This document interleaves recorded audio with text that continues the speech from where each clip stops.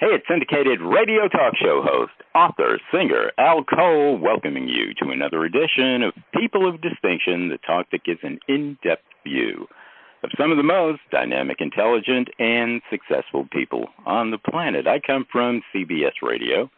My shows are nationally syndicated, and I've helped pave the way to treating women, guys, too, with the dignity that they deserve.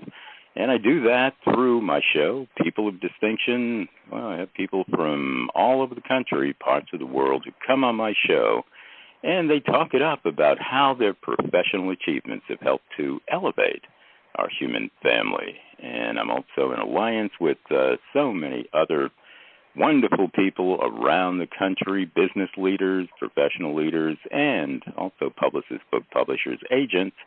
And we do a wonderful, wonderful job with interviewing a lot of their clientele on People of Distinction.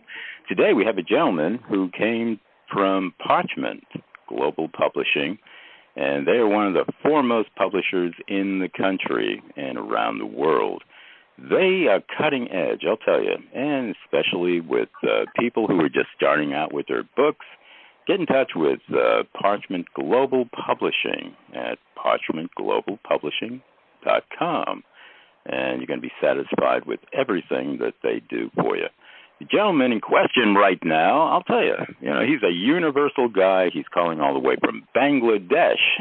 Hey, we love that because we're all universal. We are part of a human family, and this gentleman's name is Ziaul Haque. All right. Now, I might be mispronouncing it, but as Shakespeare said, well, what's in a name? A name by any other name would sound just as sweet. And we're talking really about the human spirit right now.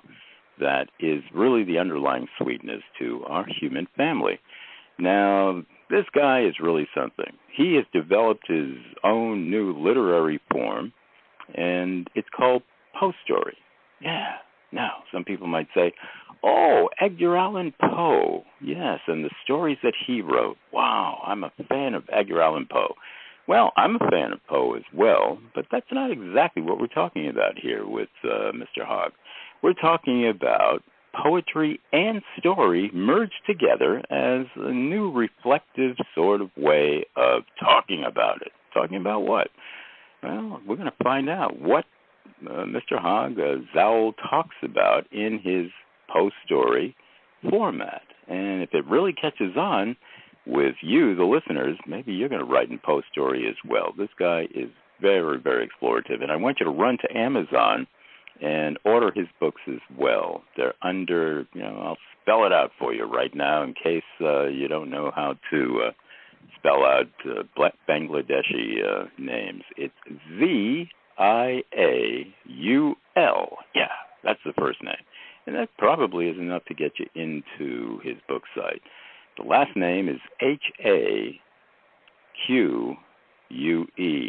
And I want you to order his books because this guy is really something, very intelligent man. So welcome to People of Distinction with Al Cole, Ziaul. How are you today? Oh, yes, I'm great. Thank you so much.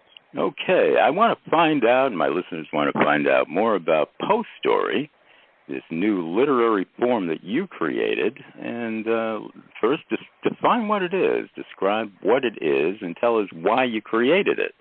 Well, as I am a creative person, from that perspective, I created this literary genre. It is a genre of writing in literature that is created by me, especially by blending two words, poetry plus story.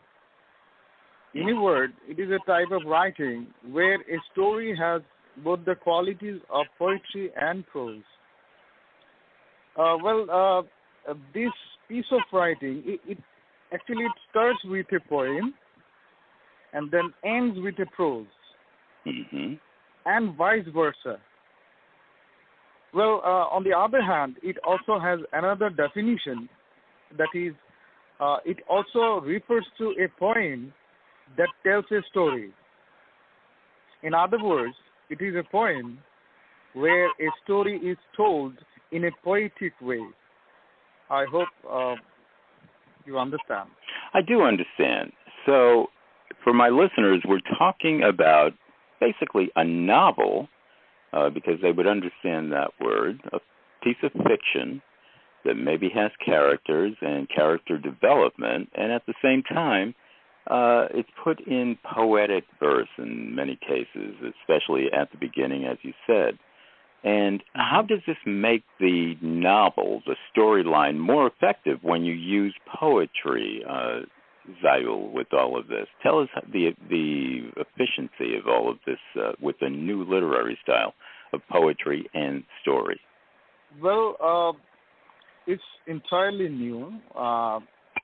Yes, like you said, it's original, and the blending will be understood in a proper way by the readers once they, collect the book and go it through. Mm-hmm. Poetry, in fact, the poetic part, that is the poem at the beginning, and the prose that the book ends with. Both are mingled together. A story is told, but in two formats in the same book. The first part may be, the poem part. It starts the story. Yeah. And the story ends with the prose. Yes, you get it. And, as a writer, I understand what you're talking about with getting to the heart and soul of things. There's nothing like poetry that really kind of dissects what one wants to talk about in ways that it opens up universal thought. Sometimes poetry is hard to understand, but if we don't try to understand it so much and just listen to the beauty of the flow of the words, our heart, our soul understands it. And usually poetry is communicating in the same way that music does, through some sort of universal energy out there. It could even be the words of the gods, to put it that way. And Indeed. And all we have to do is just listen to the beauty of the words. Words themselves can form meaning without actually our even understanding some of the words. There are some poetry that I've heard in different languages. I don't even understand the language, but the beauty of the rhythm, the beauty of the form, and the beauty of maybe the way it's expressed, the way it's narrated at any particular point, it gets right through to the heart and soul. You're talking a little bit about that, kind of the intuition of words, rather than all the time the actual literary meaning of words with poetry. Is that right? Oh, indeed. Yeah. I hold the same opinion, yes. Like you said, poetry is something universal, and once it touches the heart, it gets immortality, as it happens with William Shakespeare's sonnets. Yeah. And Rabindranath Tagore's poems, the Nobel laureate Rabindranath Tagore from India. Mm-hmm. So yeah. You're right. Give us a little bit of maybe a storyline that you've used in one of your books to illustrate maybe some of the relationships that you talk about in your book. Is it love relationships, romantic relationships, men-women relationships? Are you talking about nature, our relationship to nature? Give us an idea of maybe one of your storylines from your book. A storyline that I can talk about is, like few days back, I published a story which is, in fact, in Bangla, and the storyline is, it reflects. It is all about the language, the Bangla language.